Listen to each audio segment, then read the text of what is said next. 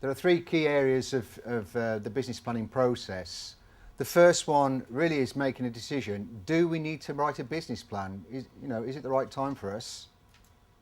What sort of time should we be making business plans? The next stage is going to be covering, are we ready for business? All too often we spend a lot of time on the plan and we don't get ready for the business itself. So I'm just going to cover some areas in that. And then finally, what are the elements and content that goes into a business plan itself? Business planning is either seen as a necessary evil or can be an extremely wasteful time within a small business, especially if you've got lots of other things going on at the same time. So I would say this is probably one of the key most questions. Before you even consider getting going into a plan itself, do we need to write it right now? Okay, so what we've got is a number of internal and external reasons when to write a business plan. And I'll just go through those. Now, the internal and external reasons determine the style, tone and the content of a business plan, which is very important. You don't have one business plan meets all.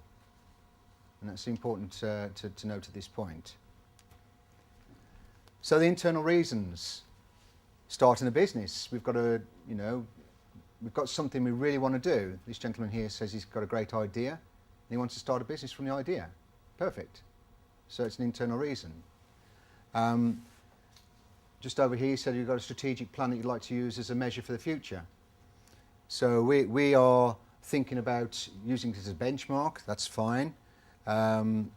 So we could use it on an annual basis or a quarterly basis just to see where we're getting along. An external reason. Well, starting a business actually covers both internal and external reasons because it tends to be what we start with ourselves and then we take it to somebody else because we want to get some money. But ultimately, as somebody's already said, raising money for a number of reasons, intellectual property or for another reason perhaps, we want to impress others enough that they will invest in what we've got to show. When we're assessing and giving ourselves the simple ways to measure why we should or shouldn't do a business plan, we can look at the first element, which is cost. Now, in terms of cost, automatically we think of money, but also it's the cost of the time, the cost of the effort, and also what other people are going to be involved in that process, whether it's employees or whether it's associates, and how that's going to impact upon us. The actual impact itself on individuals, going through a business planning process can take a significant amount of time. Is that going to hold us back from doing other things? If we're part of a team or in a company, is this also going to be this business that we're intending to have, is it going to make them feel insecure? Are they concerned about things like that? In regards to speed, these are two measures. One, how quickly can we do it? Can we get this thing going in a short enough time frame that will make it less risky? But two, if it's something that's impacting upon our business, if we do this, will it make us go faster or slower? So if we get over a speed bump, so for instance, introducing an IT system, it may cost us some time to get that done, but once we've done it, we're much more productive and can give better services to customers. If it's for our purposes, ourselves, our small team, our company, we're not going to be asking for anybody else for any input into this. The tone of this, whilst it shouldn't be informal, it can be a lot less business speak. But what we should understand is what the impact is upon the people. We're looking to get support from the people around us. So they need to understand what's going to happen to them.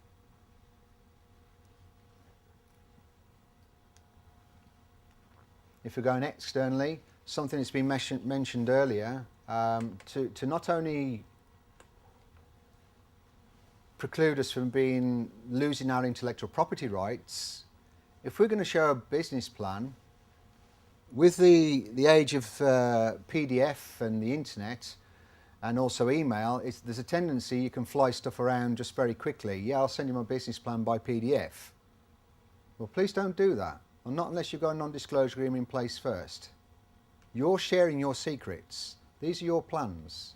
It doesn't matter whether it's to the bank, to an investor, onto a website that collects this sort of information. Do not share anything that you're not prepared to show or be allowed to be shown to anybody else. So I'm going to just cover the construction of an external plan because that seems to be where most people are aiming for at some stage. It can be that business plans are done for the first time and sometimes the only time when they're setting up in business. So I will cover just the elements that most people cover in a business plan during this stage. As I said, there are many, many different templates online. There are lots and lots of details that can be put into a business plan, a lot more than are covered here. And if you can't get them online, if you want to talk to me later, I can get access to about 500 or so different sample plans if you've got a specific business need to see what would your business plan look like. So we start off with the executive summary. It's at the top of the business plan and it's there for a particular reason. Anybody else that's reading it externally, it is said, I can't say it's the truth, but it is said that they read the executive summary, they forget all the content and go straight to the financials. They just want to know, is it worth my time reading any further and deeper into this plan? So we need to get it right. So we need to look at what external investors are looking for.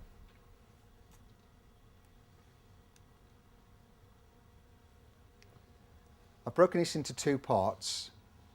Firstly, what they want to know is the amount of money that you're requesting, is it the right amount of money? So if it's somebody's going to lend you £100,000, they want to know why you want that for. They also want to know whether or not it's in their criteria. You know, we go to a bank and we may be meeting the wrong person in the bank. They may be lending low amounts of money and they have a certain criteria to meet on that. You may be looking for a higher investment. So you've got to meet the right people in the right organisations. And it's a bit of a matchmaking process that needs to take place. If this is a new product, a new enterprise, what they really want to know is how can you demonstrate, you talk about demonstration, how can you actually physically demonstrate that there is a demand for this? Have you done the research? Are the customers already saying, yes, we want to buy this product, we want to buy this service? Will they put it in writing? Can they be spoken to? Can you demonstrate the costs? Can you demonstrate that once this is invested, that you will then turn this into money? If you haven't actually made any sales yet, it's the research data. However, if you've made the sales, that's a good indication that somebody wants what you've got to offer.